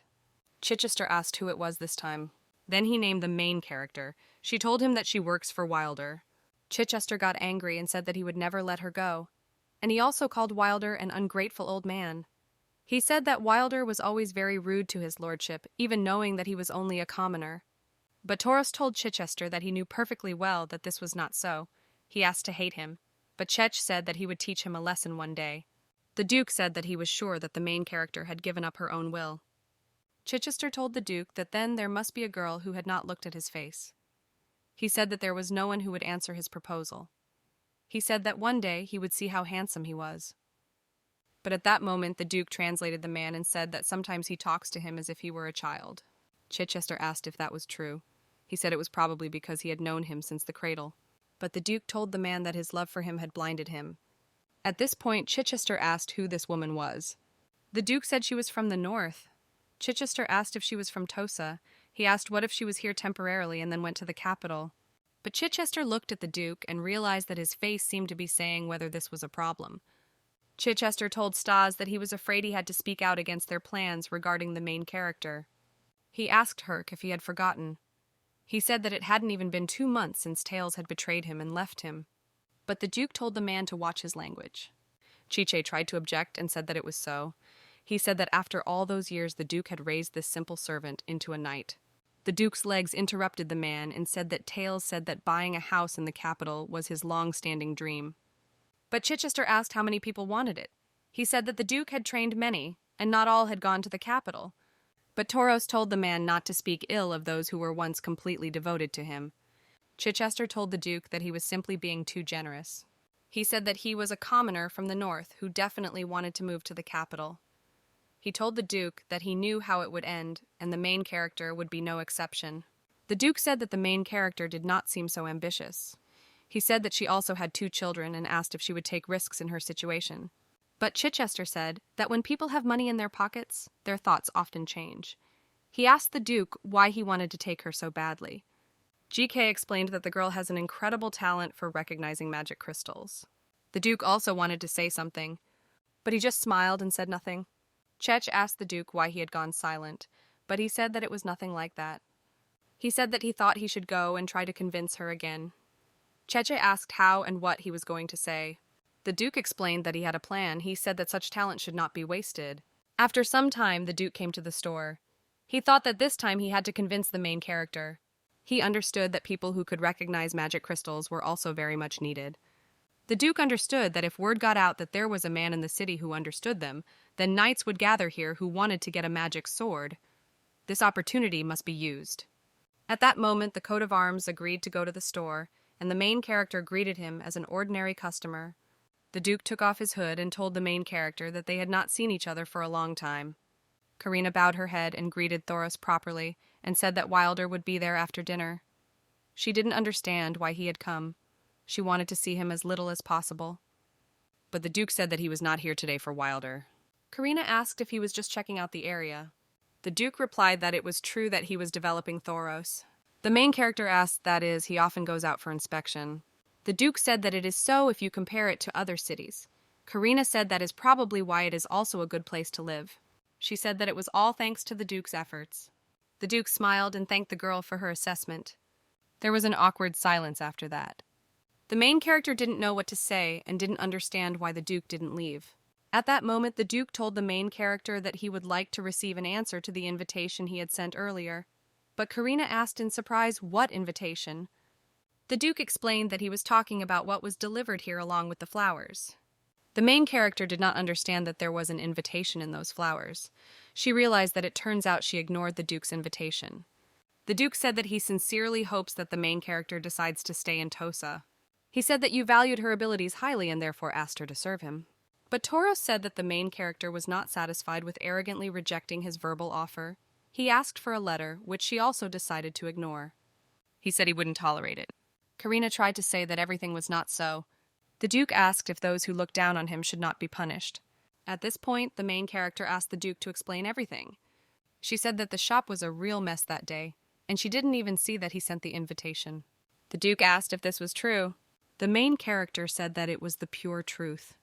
She realized that the Duke seemed to be very angry. She remembered that it seemed that in the original story, the Duke was quite hot-tempered. She thought that if he flared up here, the Wilder shop would turn into a pile of rubble. Torres was delighted and said that it was just a misunderstanding, and she did not ignore his invitation. Karina said that she would never do that. She thought it was strange because the guy seemed to have stopped being angry. The Duke asked the girl why she was apologizing then, since she had done nothing wrong. Karina realized that the more she looked at the Duke, the more it seemed to her that compared to the original story, the current Duke was a completely different person. And she thought that maybe he had a personality disorder. Thoros said that he would then send an official invitation again. The Duke said that if the main character does not refuse, she can accept him. He said that he still intends to get her. Nogi said that now he should leave because he still has things to do, and the main heroine agreed with him. But finally, she wished him a good journey. Karina thought that since she had hidden magical potential, the Duke wanted her to serve him. After all, if his words were to be believed, she had great talent. But she didn't understand why he said it that way because it really embarrassed her. At that moment, the door to the store opened. Karina thought it was the Duke and asked if he had forgotten something. But it was the courier. He said that he was making a parcel for Wilder and asked if everything was correct. Karina said so and started to approach to pick up the parcel. The main character hoped that when she opened the box this time, nothing would happen. The package was from Sandag. The main characters first heard of it. She assumed that they began to bargain for a new place. Karina thought that it would be a good idea to tidy up here. At that moment, she began to open the package. Not far from the store, the Duke was thinking that the main character's talent was quite rare, and he would make her a servant of the Torres house by any means necessary. At that moment, the Duke heard a strange sound and became curious about what it was. At that moment, he saw that some kind of barrier had appeared around Wilder's store. Torres was scared because he realized what was there. He started running towards her with all his might. He realized that the main character was attacked when she was left alone. The Duke turned upside down because he understood that every second counted and he had to hurry. At that moment, he threw magic stones into the air. Afterwards, they all turned into magic swords. With their help, the Duke broke the barrier. After that, he ran inside and asked the main character if everything was okay with her. He asked if she was whole. That is, he apologized to the girl that she had to wait so long, but he said that now he was here, so she had nothing to worry about. After some time, the main character sat and the Duke looked around the room. Karina understood that despite the situation, she was still a simple person, and she did not understand whether it was normal to sit when the Duke was standing. At that moment, Thoros asked the girl if everything was okay with her. She smiled and said that everything was okay now. He asked, which means there was something before. Karina said that it was so. She also explained that her heart was hurting a little. It was at this moment that Karina said that Wilder had delivered a parcel from the sandalwood. She said she opened it to check, but the main character said that even when she was just taking the magic stone out of the box, she already understood that this crystal was far from unusual. She said that before she could even think about it, the entire building buckled, and an unbearable pain pierced her heart, as if a knife had been stabbed into her chest. Karina said that everything was different from the last time the crystal exploded, and she didn't know what to do. But the girl said that then the pain suddenly disappeared and the Duke entered. Torres got angry and said that he was short a few seconds. Karina asked the guy how much he knew what happened and who was behind it. The Duke said that he was not sure, but he could guess who did it and why. He said that most likely their target was Wilder, or rather no, they targeted him as the Duke's servant. Karina asked if the Duke meant to say that someone was threatening him in this way. She asked what good it would be to become an enemy to him, the Duke. Torres said that the problem is much broader, and it would be better to consider this as an attack on the Torres house. The Duke said that the endless plains of Tauros are known for their fertility. That's why there are people who want to take over his estate, and there are countless people like that. The Duke said that such actions on their part are not uncommon, and it was necessary to warn the girl in advance. The Duke said that he had miscalculated. But the main thing the heroine said was that everything was fine because she was fine. The Duke told the girl that she had said that her heart was hurting, but Karina said that it doesn't hurt now and everything is fine. The Duke's legs explained that they had left a mark on her heart. He said that although it would not cause harm, through it the magician could find out where she was at any time. Karina was surprised and asked her how they would know that they had marked her. They were Wilder. She said that she didn't think they had threatened her, but Torres said that it wasn't that easy to put a mark on her. He said that maybe these people knew that he was trying to win her. He said that there was a high probability that they wanted to get rid of her. Karina didn't understand whether she was in danger. At that moment, she told the Duke that there were people looking for her, but the guy told her that he couldn't say that she was safe. Karina was very scared and said that this couldn't be. She said that because of her, the babies could suffer. She said that she is a mother who should protect her children, but she puts them in even more danger. The Duke's feet told the girl that he would protect her and the children. Karina was surprised and asked what he meant. At this moment, the guy suggested that the main character move to his estate. The Duke explained that there was no safer place in the city than the Torres house. He said that many people strive for power, so his house has survived enough attempts to break in. But Karina said that this sounded very unpromising and asked without thinking about it for the Duke. The guy smiled and said that he at least understood her thoughts. But he said that thanks to these attempts, the walls of the estate became stronger and the number of knights increased. He said that he dared to say that there was no such security in the imperial palace. He asked Karina if she wanted to move into the Torres house. Karina realized that she needed to think. She did not understand that if she moved to the Duke, she would become a helpless service tied to the house and the master.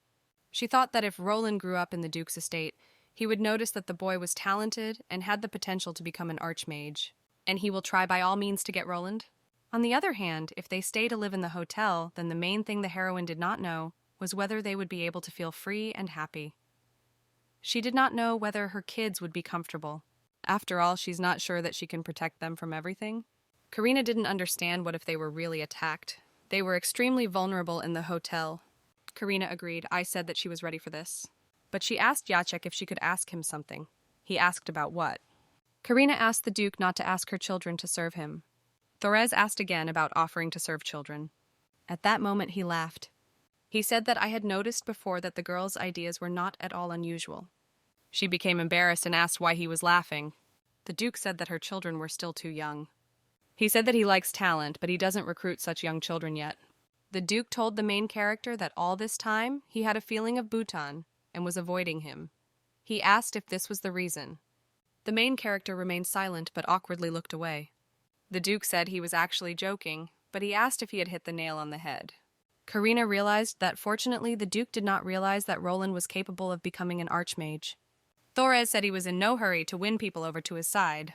At this moment, the main character thought, but she realized that if the Duke does not want to get Roland's talent. At that moment, she asked the Dukes why he was so good with her and the children. The Duke asked if she still didn't understand. The Duke said that it was his duty to protect the lives of the inhabitants of Torres. He said that as the Duke of these lands, he wants to protect the people living here. The next day after lunch, The main character told the children what happened and said that therefore they would live in the Duke's estate for now. Melissa asked her mother if this was really necessary, but Karina said that bad people found them, so they needed to go to a safe place. At that moment, Roland was incredibly scared because he thought it was his uncle. But the main character tried to calm the guy down and said that it wasn't him and everything was fine. Karina said that her uncle still hadn't shown up. At that moment, Melissa said that she liked it here. She said that she didn't want to go to another house. The main character hugged the girl and she said that she was fine here.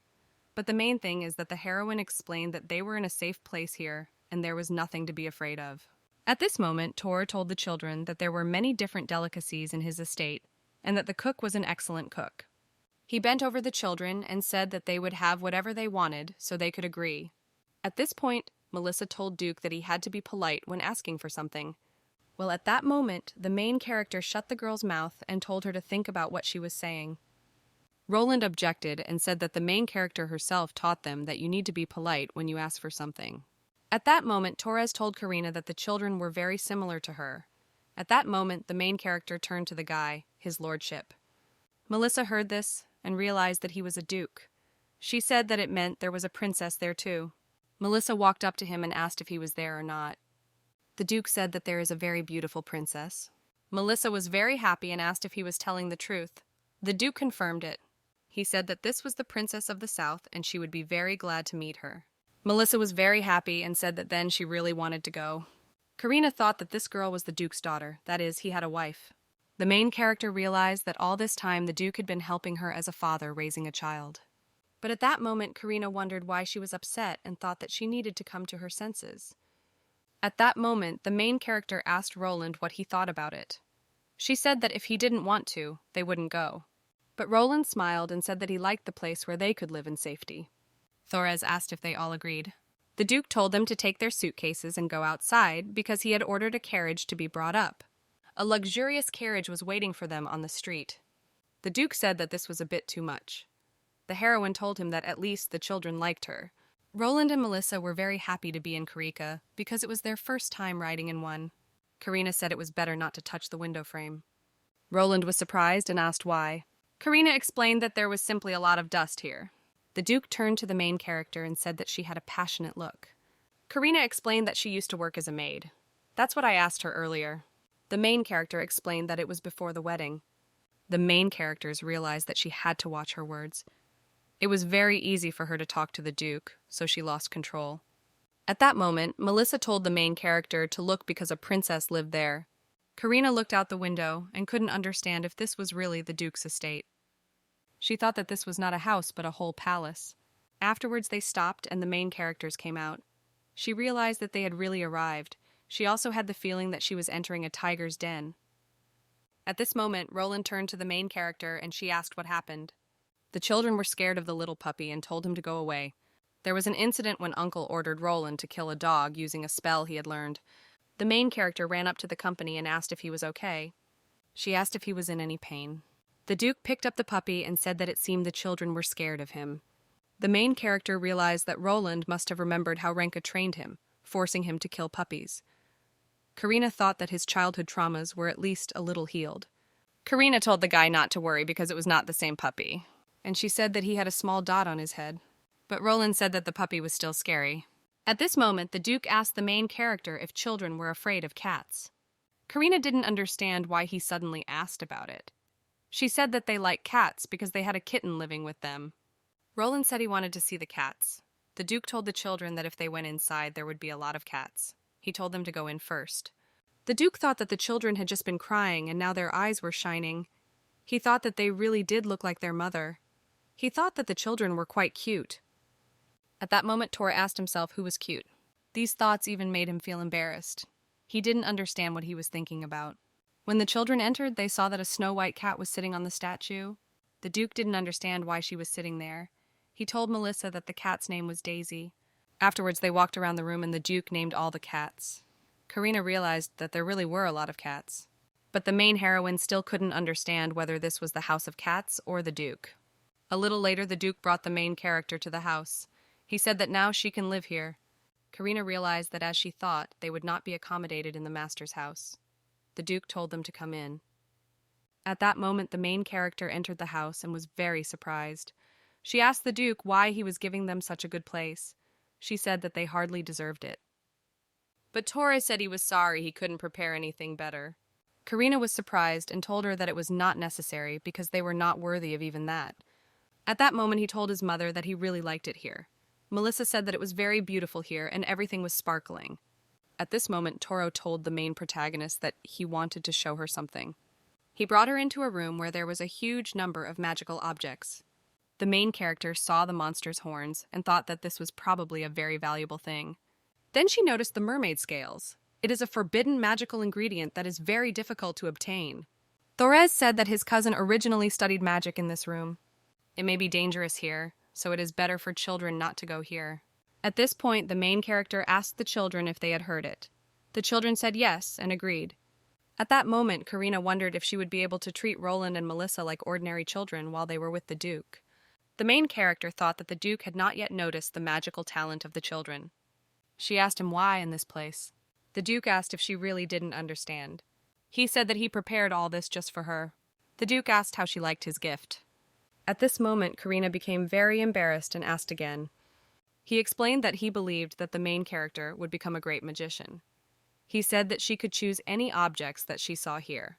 Karina turned away because she didn't understand why the Duke kept saying such embarrassing things. She thought she had to answer something. But Karina said she would repeat it again. She said she couldn't use magic, but the Duke said he knew it. Karina said that she also does not intend to become his servant. The Duke said that he remembers. Karina then asked why. Torres explained that it was because he felt sorry to lose such a talented person like her. He said that he would help her develop her ability. All he needed was that they could just get along. Karina was surprised and asked what benefit he got from this. The Duke said that just as he was fascinated by the search for precious stones that no one had ever seen before, such training of skilled personnel made him feel useful. He said that even if these people left Taurus, they would be useful to me elsewhere and would still be his pride, for he knew that somewhere out there they were still diligently pursuing their goals. The Duke said that perhaps he sounded too self-confident, but he said that when the main character becomes a great sorcerer, then he is sure that it will seem like a good enough place for her to stay, because he is the one who will make it that way. At that moment, the main character heard the children start calling her. The Duke said that it seemed to be hers. He suggested that they go and see. Well, at that moment, he saw that the main character had already run away. Karina ran into the room and asked the children what happened. Roland started to tell that they were hungry and started looking for something to eat. Melissa said that a cat suddenly appeared. But Roland said there was no cat here. Melissa started arguing with her brother and said that she definitely saw a cat, but Roland asked her what kind of cat it was. He said that it didn't look like one at all. Melissa said it was definitely a cat. She said that even though the eyes and fur were different, it was still a cat. Karina asked if it was really the cat, but Roland said it was some kind of strange creature. Well, at that moment the Duke came in and said that Melissa was right and there was a cat here. Melissa started to say that she was right, but she said that it didn't look like a cat at all. The Duke said that there was some truth in it. He said that there were many strange cats living here. The main character did not understand whether she was imagining things or whether the Duke was trying to dispel their suspicions. She understood that he was talking about cats, but this was something completely different. She understood that the Duke did not want to tell the truth about this creature. At that moment, Melissa's stomach began to rumble. Karina approached the girl and said that she was very hungry. She said that she would cook something now, but the Duke said that he would call the cook. Karina tried to say that I don't need to call any cook and she will cook herself, but the Duke said that while they live in the place he answers, no. He said that a teacher will come to the children today. Karina thanked the Duke for doing so much for them. But Thoreau said that in their estate, this man is the best at teaching. He said that he taught the best student in the empire. The main character thought that if such a talented person would teach the children, he would be able to discover their talent, and in that case, their happy life. Karina asked the Duke if he was talking about the princesses and the South's mentor. The Duke confirmed it. Karina asked if everything would be okay to see if they would work with his daughter. Herzen was surprised and asked his daughter, "Is the main character really talking about Astrid?" He explained that she was not his daughter. Karina then asked someone the princess of the South he was talking about. Childhood said that this was his younger sister. He said that if joint classes will be held in this way, then everything will be fine. But the main thing the heroine said is that no, because even if she is his younger sister, one lady still knows. She asked how her children can study with her, but the Duke said that he promised them the best teacher. He said he kept his word. He asked Karina if she really wanted to make him look like a liar. Karina objected and said that this is not what she meant. She asked if it was okay for her to just take it like that and agree to these classes. The Duke smiled and said, of course. At that moment, he asked Karina how old her firstborn was. Karina said that he was 8. The Duke said that Astrid was 4 years older. He said that the age difference was significant and it would be difficult to study together. Karina thought that if Roland was 8, then the Duke's sister was 12. She counted and realized that they had a 15-year age difference. GK said that tomorrow they will start classes. I asked the main character, she doesn't want to delay the question and the education of her own children. The main character said no, but she said that even if they don't hurry, everything is fine. The Duke's leg said that everything was fine and he was in no hurry. At that moment, he rang the bell and said to call Therese. At that moment, there was a knock on the door. It was Therese. She said she heard him calling her. At that moment, the girl entered the room and greeted the main character. At that moment, she asked the Duke that she wouldn't have to teach these children. But Torres said she catches on quickly. He said that there are separate lessons with Astrid. But Therese said that she refuses. The Duke asked permission to find out the reason. Karina thought that of course the point is that she doesn't want to teach the children of commoners whom she is seeing for the first time. The main character hugged the children and said that everything was fine. Therese hessed that it is difficult for her to even teach one. There are 2 of them. The Duke asked how to understand this. He asked if he had been shirking his studies lately. Therese said that it was not so. She said that things were going well enough. The Duke then asked what the problem was. Therese asked to just listen to her. She said that recently the princess had been receiving an education, but it was far superior in depth and complexity to all other children her age, and now she was so good at everything that even she could barely keep up with the curriculum. Therese asked if she could waste her energy on someone else when such a responsibility was placed on her shoulders.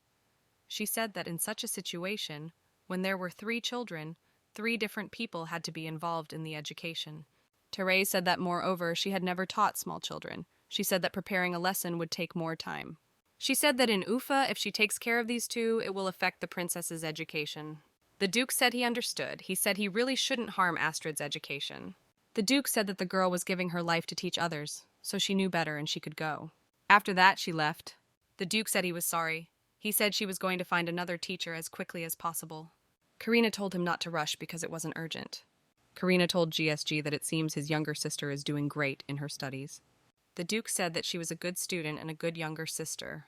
At this moment, the main character thought that the guy had a very strange expression on his face. The Duke said that he had been in a hurry with the preparations, so he had not taken into account all the nuances. He suggested that they all go into the house and dine together. Karina asked if he was inviting them all to dinner. The Duke told the girl that he had invited her to the mansion, not as a worker, but as a guest. He asked if they could have dinner together.